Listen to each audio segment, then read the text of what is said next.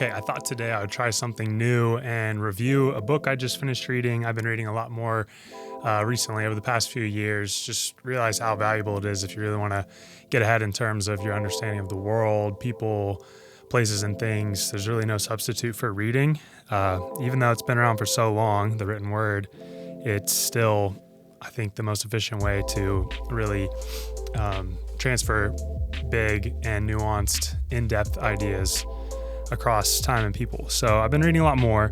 This is a fiction book by Haruki Murakami, or maybe as they say here, like Haruki Murakami. And it's my first Murakami book. I picked this one, Norwegian Wood, because I read online that it's perhaps his only work, at least as far as I'm aware currently, that isn't steeped in this idea of magical surrealism. So it's more of a straightforward story that takes place in reality. Although, like I said, it's a fiction book, but there's no elements of the story that are beyond what could occur in reality. So this book also touches on a lot of things that have to do with psychology, psychiatry, things like that. So I have an inherent interest in that, obviously, and that's another reason why I chose it. I really enjoyed the book, just finished it, and that's what gave me this idea to do a little bit of a review. Not necessarily that I think people would be interested in what I have to say or that others will watch this per se, but that it's a good way for me to distill down my thoughts and something for me to be able to look back on. I've thought about doing this for a while, and after I read this book, I had so many things kind of swimming around in my head that I thought I would give this a shot. So as far as the book goes, it follows this main character, Watanabe, and over the course of his life from really about the time that he finishes high school and goes off to college, meets this girl named Naomi earlier in life, who was the girlfriend of his best friend. And I suppose I don't really want to spoil the story, but to talk about the things I want to talk about, it would, I guess, require that you've read the book as well. I want to touch on a couple things that have to do with depression, specifically major depression, as defined by the DSM, like diagnosable clinical depression, that it seems his friend had, was it Kizuki, I believe, his friend had, and his friend took his own life when they were still in school. This was a big surprise to him.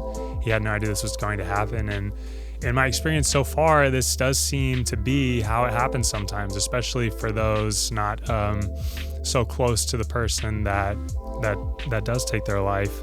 And it can seem like it's a shock, a big surprise to everyone who's around. And I believe that probably oftentimes beneath the surface, and maybe even known by those closest to the individual, there are other things that are going on or have been going on, but it's hard to say for sure from the outside. And there's this idea that when he did this, it left a hole in those that were attached to him in healthy ways, even like his family, friends, and Naomi, his girlfriend, and Watanabe, the main character of this book, who was his best friend. And it leaves a hole that can't be filled in any sort of permanent or full way. That hole is always there. And the people who go on living have to figure out a way to try to deal with that. But as the story unfolds, you see that this was passed on from Kizuki, who took his life, to Naomi, and you come to find out that she can't handle it either. And so it starts to show that she is developing what seems to be depression, and that's kind of, I think, what's interesting here is we can postulate on what she really had from a clinical sense. There are elements of the story that describe her having hallucinations, auditory hallucinations, this idea of being totally shut down, unable to communicate, a certain stillness that reminds me of catatonia. So I believe that if we had to guess, we could pretty accurately suggest that she had major depression with catatonia and some psychotic features, which is to say that the features that would encompass these hallucinations. So really severe depression. And it's interesting, she ends up in an institution that, as far as we're aware, aren't utilizing any sort of medication for the depression. Seems to be therapy and lifestyle based, which I'm all for. But with this severe depression, especially with that catatonia, I think it's concerning that she wasn't receiving any sort of medical treatment per se. As the story goes, she does go on to a hospital facility later on in her treatment, and it's soon after this that she also takes her own life. It comes as a devastating shock to the reader, especially the way that he writes this book. When big things happen, it just comes out of the blue. It hits you like a train, which I think is done purposefully, because that's how these major life events tend to feel for people. It feels like it hits you like a train, and you're left wondering, how are you going to cope with this? So she takes her own life soon after receiving treatment. I think this is also interesting because you get the idea that she wasn't receiving any sort of medical treatment at the original facility that she was at, and then she transitions care because things are getting so severe. It's soon after this that she returns back to spend a night at that original facility with her good friend, and it's after that in which she takes her own life. This brings up something that still happens today, and it's this idea that you can get this activation effect from the initial dose of medication for depression, often an SSRI, that can take someone who has such all these negative thoughts and ruminations, but they also have such depressed activity that they almost can't act on them. So the idea or the theory goes. And so especially in young people, say 18 to 25, when they first take an SSRI for the depression, this is it's a time to be very cautious if they have any sort of hopelessness or suicidal ideation, because now that all of a sudden they can get this boost of energy of activation to actually act upon their thoughts before they necessarily have a reduction in the amount of these negative ruminations. And if they've been thinking about something as drastic as harming themselves for all this time, and all of a sudden they have the energy to carry it out, that does happen, unfortunately, in the real world. And I've seen it myself. I've seen it happen with patients, and it's a really tragic thing. So I found it interesting that it's written, at least by suggestion, into this story as well. Whether or not he knew exactly what he was doing when he wrote that, it does tend to align with reality. So I found that very interesting. I wanted to point that out. I also wanted to talk about Watanabe's, the other character, the other girl that he meets during college while Naomi's away, and he's struggling with how to go on without her being there directly in his life. And he meets this girl named Midori. It's interesting. We could postulate on what she may be struggling with. She has a very tumultuous background with her family life. She lost her mother at a young age. Her father's very unreceptive to her. Her mother said some horrible things to her before she passed that were unresolved, painting this picture of these adverse childhood events that really compounded over time. And then we see that she tends to put Watanabe up on a pedestal soon after meeting him, very quickly. And then he does something that she doesn't like such as not noticing her hair or not calling her soon enough. And she flips a switch and does a 180 and ignores him for a really unjustified, you could say, amount of time, and really totally devalues him until it flips again. And she really adores him again and talks about how the first kiss that they had, she wishes that would be the first kiss of her entire life because it was just so perfect.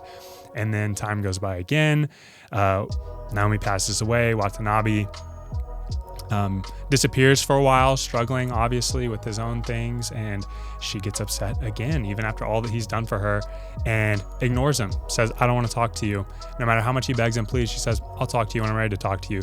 So it does seem to paint a picture that Midori is struggling with her own things, this borderline personality disorder type picture. Can't say for sure. And I also don't like that the general public is attaching or grabbing onto these like very clinical terms and tossing them around so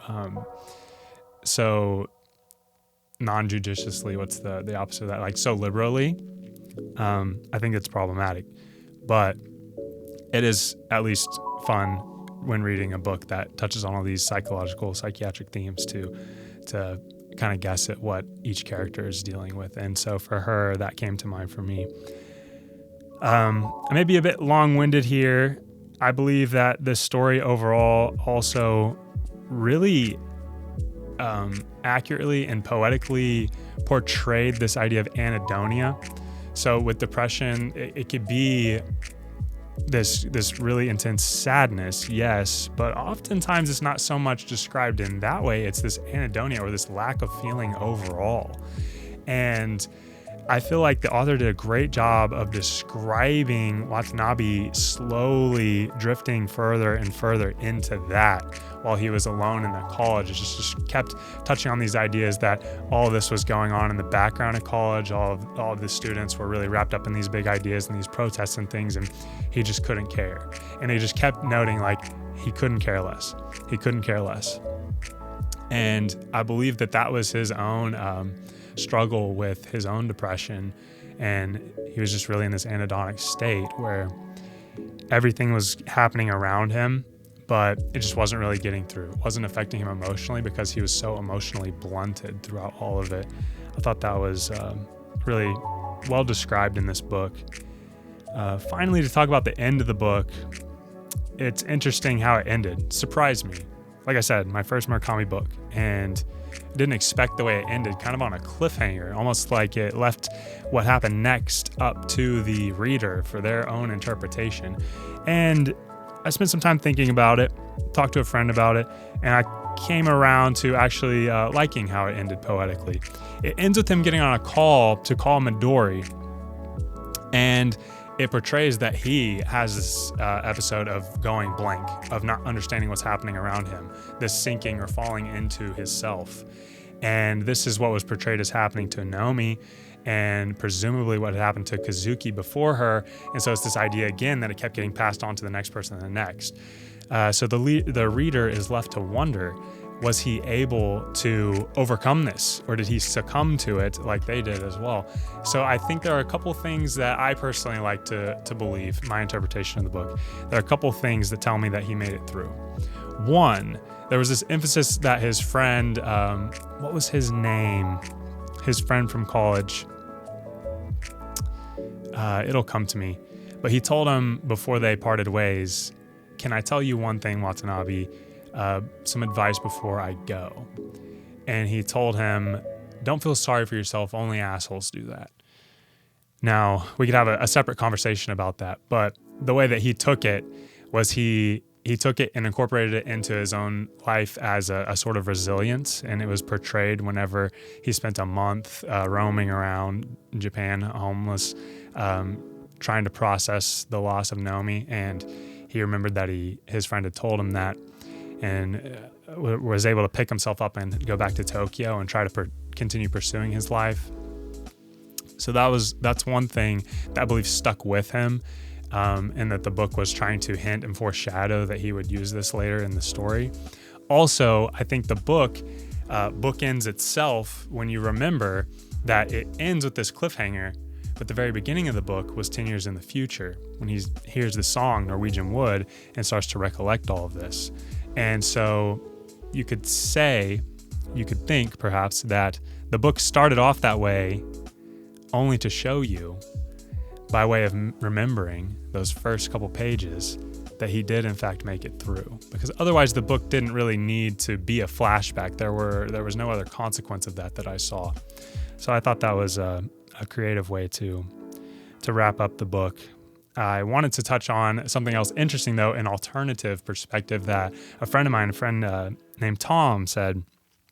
He said, do you think perhaps that 10 years in the future, the way the book began, when he hears the song on the plane, Norwegian Wood, that is when it all came crumbling down, that he had a sort of, not suppression, but repression, a subconscious repression of all these events. And that was the only way he was able to continue the next 10 years of his life, was not focusing on all of this, having it repressed, not processing any of it, and that it all hit him and came crumbling down on him when he heard that song on the plane all those years later. And do I think that he got off the plane and frantically tried to call Midori, who he presumably was perhaps married to at the time, and was totally lost within himself, unable to process what was going on? that's a bit of a more destitute perspective. That's certainly more depressing, but definitely interesting. And so I think that that's the beauty of the way it wrapped up is, you know, it could have been either thing, and you can take it as you wish. But I like that idea from Tom, even though it was a bit morbid, it's certainly cinematic. So yeah, overall, I would recommend this book if you're at all inclined to the sorts of topics and things I'm inclined to, and just in general, I like the way it was written. So I plan on reading more from him in the future. And I've read a lot of books over the past few years, so there's plenty more I could talk about. I could perhaps just give a list of the books I've read, and then if I want to continue doing this, I'll maybe just choose another. Or if by chance some of you out there do see this and you see one from the list that you want me to cover next, then I could do that. But either way, I enjoy that I have the opportunity to do this with the equipment I have, and I enjoy that we have the opportunity at large to read these works from these great authors all this time later. So I suppose until next time, thanks for watching.